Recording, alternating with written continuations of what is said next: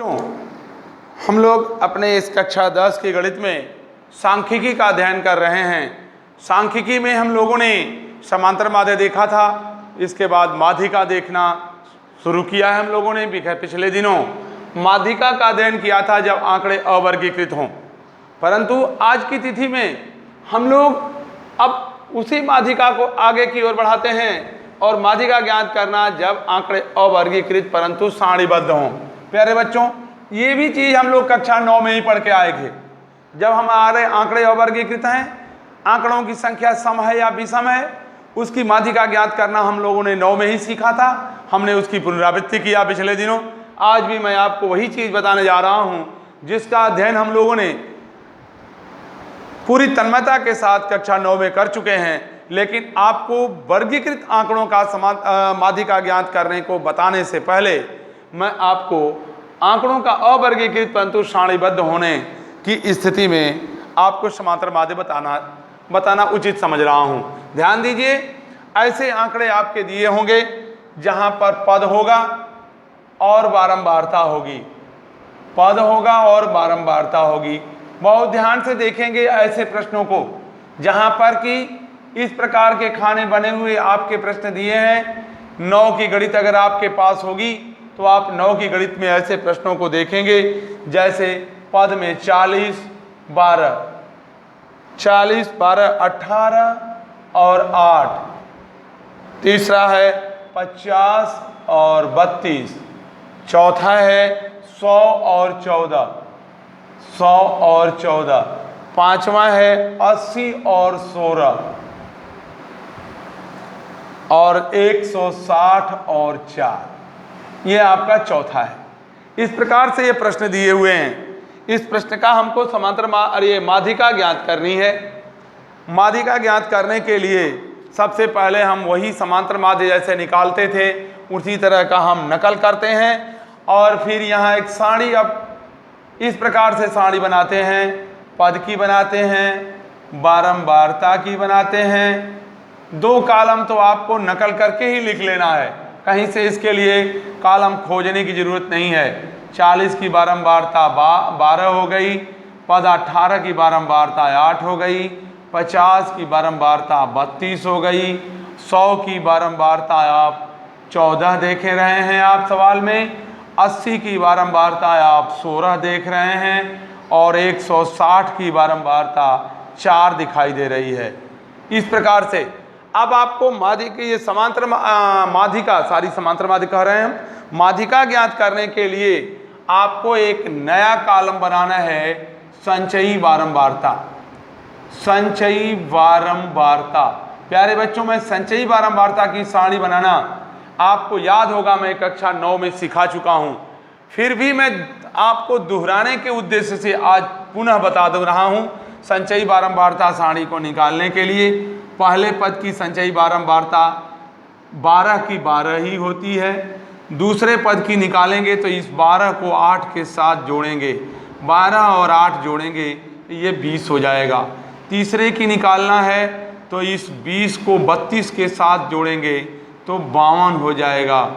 इस 52 को हम 14 के साथ जोड़ देते हैं तो ये 6 और 66 हो जाता है। इस 66 को हम 16 के साथ जोड़ लेते हैं।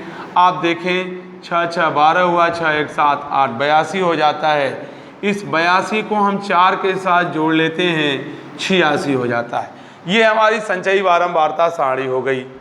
अब संचयी बारंबारता सारणी के साथ अब हम इस बारंबारता के कारम को भी जोड़ लेते हैं, बारंबारता का योग कर लेते हैं। यहाँ यह योग आता है 8 2 10 2 12 4 16 16 4 20 6 26 को 6 से लगा 2 1 3 1 4 3 7 1 8 86। प्यारे बच्चों, संचयी बारंबारता सारणी में यह देख लिया जाता है, यदि यहाँ का जो आया हुआ मान इस मान के बराबर है तो यह संचयी बारंबारता सारणी हमारी सही बनी है। ये रहा हमारी संचयी बारंबारता सारणी बनाने का तरीका। इसके बाद हमको निकालना है माध्यिका। हमको ये माध्यिका मीडियन निकालना है। मीडियन के लिए हम जैसे अवर्गीकृत आंकड़ों में देखा करते थे कि अवर्गीकृत आंकड़ों में आंकड़ों की संख्या सम है या विषम है, वही काम यहाँ भी करेंगे। प्यारे बच्चे देख रहे हैं आप, ये 86 जो है ये संख्या सम दिखा रहा है। अगर ये आंकड़ा सम है तो सम होने की स्थिति में जो माध्यिका ज्ञात करने का हमारा सूत्र बताया गया है वह है n/2वां पद प्लस n/2 + 1वां पद कुल का बटा 2। ये बताया गया है। ये आपकी मीडियन है, या मीडियन निकालते हैं इसको। n/2 मतलब ये 86 हो जाता है, 86/2वां पद प्लस 86/2 + 1वां पद और बटा हो जाता है 2। प्यारे बच्चों फिर से देखेंगे आप, मीडियन आता है 86 में भाग देंगे 2 चौके 8 यानी 43वां पद प्लस ये कटा देंगे तो 43 हो रहा है, 43 और 1 मिल जाएगा तो 44वां पद हो जाएगा। 43वां और 44वां का होल बटा 2 हो जाता है। अब आप देखते हैं 43वां और 44वां पद हम कहाँ पाएंगे। अब हमारे सामने ये 43वां और 44वां पद की बात आ जा रही है, तो 43वां और 44वां पद हम देखेंगे अपनी इस संचयी बारंबारता सारणी में। बहुत ध्यान से सुनिएगा हमारी बात को।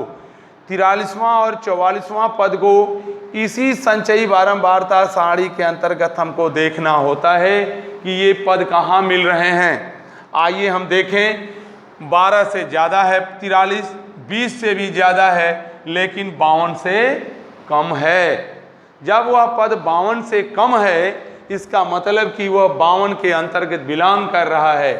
तो इस 43वें पद को 52 के सामने वाले पूरे कॉलम को यूं घेर दिया जाता है, पूरे कॉलम को यूं घेर दिया जाता है और इस 52 जो 43वां पद है वो इस 52 के अंतर्गत 50 के अंतर्गत आएगा।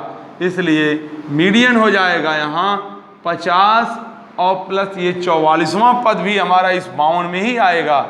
अगर ये केवल 43 रहा होता, 44वां आगे जाता तो हम इस 66 वाले को ढूंढते, लेकिन इस 43वां के सामने भी 50 है और 44वां पद भी इस 52 में ही अंतर्निहित समाया हुआ है, इसके सामने भी 50 है। तो 50 + 50/2 करते हैं बराबर 100/2 होता है, बराबर हो जाता है 50। इस प्रकार से हम लोग आंसर लिख लेते हैं माध्यिका मीडियन बराबर 50। जहाँ तक मुझे उम्मीद है आप इस प्रश्न को भली भांति से समझ चुके होंगे, देख लिए होंगे। अगर कहीं से कोई दिक्कत है तो आप निसंकोच पूछ लीजिएगा। और ये चीज़ें 9 की हैं, मैं पहले ही बता दिया। आप 10 की किताब में आप ढूंढोगे इसको, शायद वो कुछ किताबों में छपा है, कुछ किताबों में नहीं छपा है। हम ये 9 की चीज़ आपको बताएं क्योंकि 10 में जो हमारे फॉर्मूले दिए गए हैं उसमें संचयी बारंबारता, तो संचयी बारंबारता को स्पष्ट करने के लिए हम अवर्गीकृत आंकड़ों से ही शुरू किया था हमने, और इसी के माध्यम से हम अब वर्गीकृत आंकड़ों में प्रवेश करेंगे। आइए हम इसी पर आपको नमूना और अभ्यास के लिए देख रहे हैं। 2-4 प्रश्न आपको दे रहा हूं जिससे आप खुद लगा लीजिएगा और ये संचयी बारंबारता सारणी बनाना, स्पष्ट करना, इसके साथ सम और विषम होने की स्थिति में माध्यिका ज्ञात करना हम लोग निकाल लेंगे। आइए हम देखते हैं आपके किसी बुक्स में जो सवाल दिए गए हों इस तरह के। आइए एक सवाल आपको दिख गया है, पद और बारंबारता के हिसाब से आप नोट कर लीजिएगा उस सवाल को। 16 का 10 है, एक सवाल 16 का 10, 20 का 5 है, 17 का 8 है, 19 का 15 है और 18 का 12 है। प्यारे बच्चों आप इसका निकाल लेंगे, इसका भी माध्यिका आप निकाल लेंगे। दूसरा ये 1 क्वेश्चन हुआ। 2 क्वेश्चन के रूप में फिर पद और बारंबारता की बात आती है। पद और बारंबारता को इस प्रकार से हम फिर लिखते हैं, 20 का 3 है, 25 का 5 है, 25 और 30 का 12 है। इसके बाद 35 का 6 है, 40 का 4 है और 50 का 1 है। आप इन दोनों सवालों को लगा के पूरा इसकी पुष्टि कर लीजिए और इस सवाल को कंफर्म कर लीजिए। हम लोग नेक्स्ट वीडियो में वर्गीकृत आंकड़ों के समान माध्यिका ज्ञात करने की विधि का अध्ययन करेंगे। धन्यवाद।